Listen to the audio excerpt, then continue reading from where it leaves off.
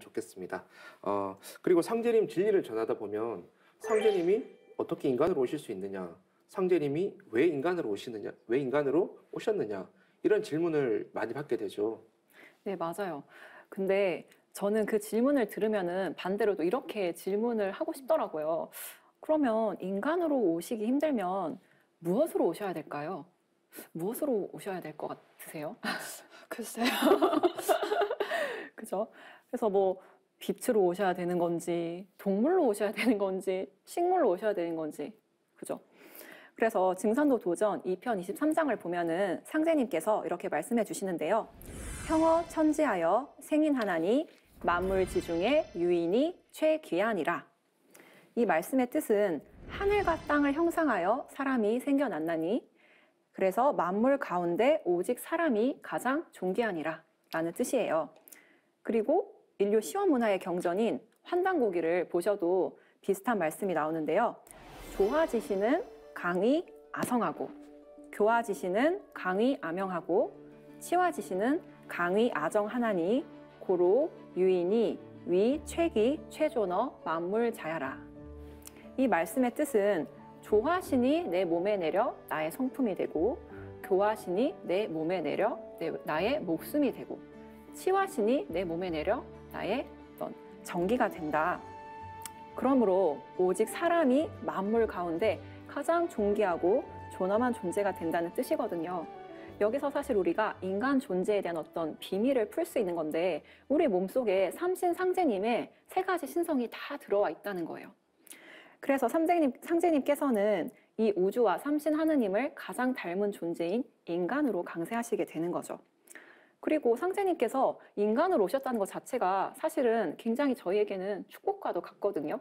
왜냐하면 인간 완성의 궁극의 모델을 친히 보여주신 것과 같아요. 그래서 이 부분은 저희가 나중에 팔관법 인간관 부분에서 좀 더 자세하게 다뤘으면 좋겠습니다. 네, 말씀을 들어보니까 인간이라는 존재가 굉장히 존엄하고 신성한 존재라는 것을 느끼게 되는데요.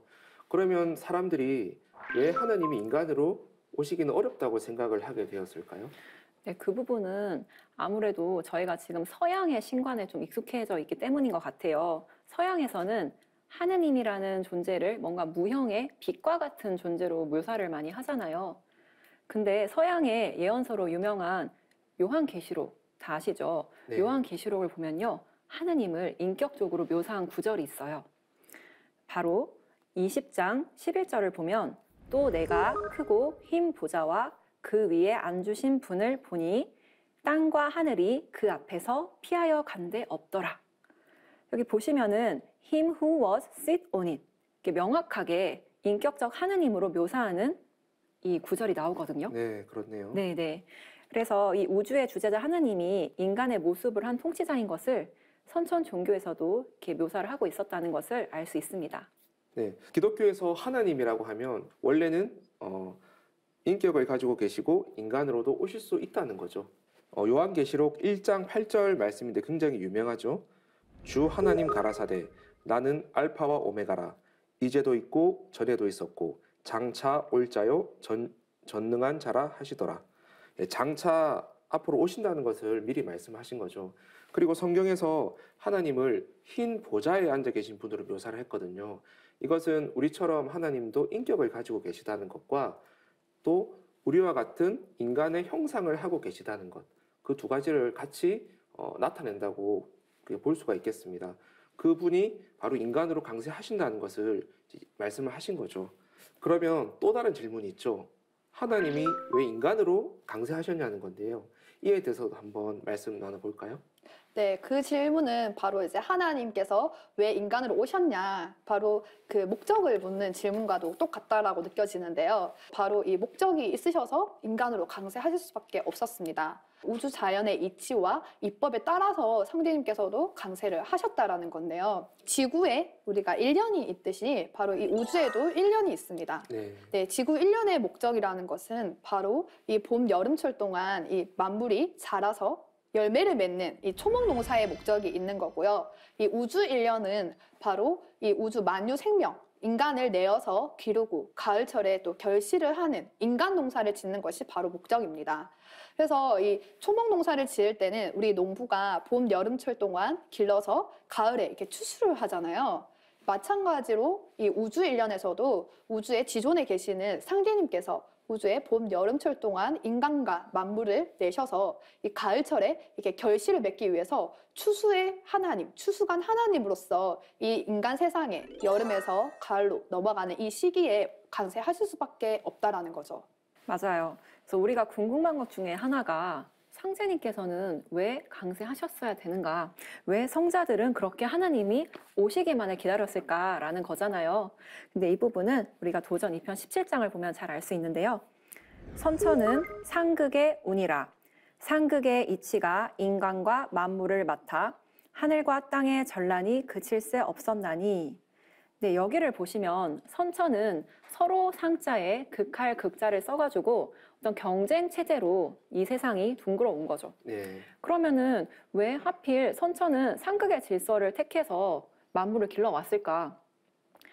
자, 제가 학생들한테 물어봤을 때 너 있잖아, 만약에 시험이 없으면 공부할래? 라고 이렇게 물어봐요, 한 번씩. 두 분이 만약에 학생이라면 어떻게 대답하실 것 같아요?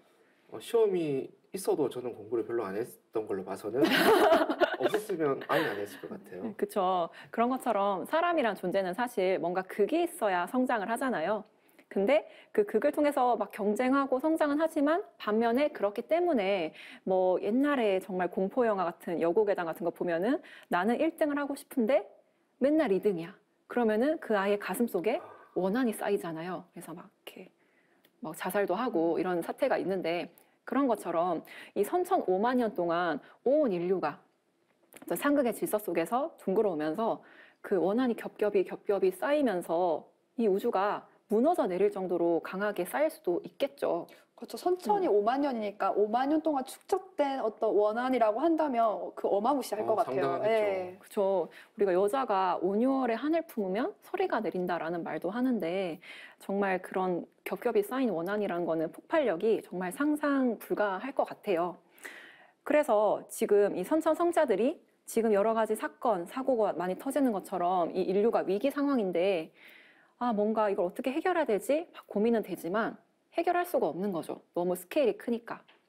자, 그럼 우리가 국가가 뭔가 대형 비상사태가 터졌어요.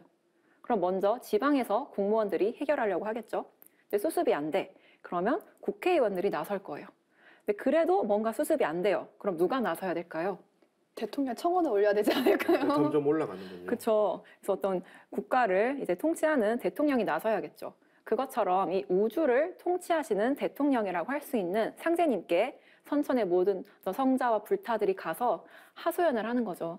상제님, 지금 이 우주가 저희 손으로 뭔가 수습할 수 없는 지경에 이르렀습니다. 제발 이 인류를 구원해 주십시오. 병든 천지를 개벽해 주십시오. 그래서 상제님 입장에서는 사실은 어떻게 보면 귀찮기는 한량 없으나 어떤 비겁에 빠진 이 인류와 신명들을 구원하시기 위해서 이 땅에 강세하시게 되는 겁니다. 네, 또한 상제님의 도호 속에서도 살펴볼 수가 있는데요. 이 상제님께서는 시루증 매 사한자를 쓰셔서 당신의 도를 스스로 지으셨거든요. 시루라는 것은 온갖 재료를 한꺼번에 다 넣어서 찌고 익히는 건데요. 우리 상제님의 진리도 마찬가지로 선천의 모든 종교, 철학, 사상들을 다 넣어서 푹 쪄서 익히는 진리인 것입니다. 그러니까 완성된 진리가 바로 우리 증산도 진리인 거죠. 또한 시루에는 무왕과 포용의 의미가 함께 들어있는데요. 네. 증산도 도전 2편 38장을 한번 살펴볼게요. 세상에 시루만큼 큰 그릇이 없나니 황하수의 물을 길어다가 부어보아라. 아무리 부어도 시루의 물을 못 채울 것이로다. 시루는 황하수를 다 먹어도 오히려 차지 않으니 천하의 그릇 중에 제일 큰 것은 시루니라 라고 나오는데요. 이 시루는 그릇의 크기와 내용물의 기국을 따져봤을 때 이 시루보다 더 큰 것은 없어요. 왜냐하면 이 시루라는 그릇을 잘 살펴보면요. 안에 구멍이 뚫려 있어요. 아니 그릇은 담아야 되는 건데 이 구멍이 뚫려 있으니까 이 밑에서 계속 무한정의 그릇을 음식물을 다 담을 수가 있겠죠. 생각해 보니 그렇네요. 네, 그래서 이것은 이 진리를 채우려면 동시에 이 비워야 된다라는 어떤 도의 신법도 네. 함께 이 시루에 담겨져 있습니다. 멋지네요. 네, 그래서 이 증산도의 증자가 시루 증자를 쓰잖아요. 근데 대한민국에 이 증산이라는 것이 지명에서 굉장히 많이 발견되는 거 알고 계신가요? 네, 맞아요. 왜냐면 저희 부산 지역에 그 끝에 가보면 증산역이라는 곳도 있고요. 증산 도서관도 있습니다. 증산이라는 산도 많이 있는 것 같아요. 네, 맞아요. 그런 것처럼 서울에도 6호선에 증산역이 있고 서울시 은평구 증산동이 있는데요. 또 대전에도 보문산이 있는데 이 보문산의 제일 높은 봉우리를 시루봉이라고 하거든요. 네. 그래서 전국 곳곳에 아까 말씀하셨던 것처럼 이 시루봉이 굉장히 많이 발견이 돼요. 우리나라에서 가장 높은 산인 백두산을 어른들이 시루산이라고 부르거든요. 근데 그 하나하나가 대부분 그 지역의 주산이 돼요. 또 상제님께서 오신 갱망리의 주산도 이름이 증산이죠. 우리가 옥황상제라고 하면 옥경에 계신 상제님이라는 뜻이죠. 그런데 이제 증산 상제님은 인간으로 오신 상제님의 도호이신데요. 상제님의 도의 섭리가 그대로 담겨 있는 것 같습니다. 이제 바로 시루증자 거기에 담겨 있는 거죠. 예.